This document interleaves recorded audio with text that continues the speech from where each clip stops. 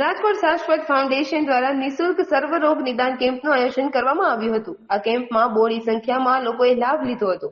ચામડીના રોગ, કાન, નાક, ગળા તથા આંખના નંબર અને નિઃશુલ્ક દવા વિતરણ પણ કરવામાં આવી હતી। કેમ્પમાં નિષ્ણાત ડોક્ટરોની ટીમ ઉપસ્થિત રહી હતી અને સેવા આપી હતી। આ સાથે આ કેમ્પમાં સામાજિક અને રાજકીય આગેવાનો પણ ઉપસ્થિત રહ્યા હતા।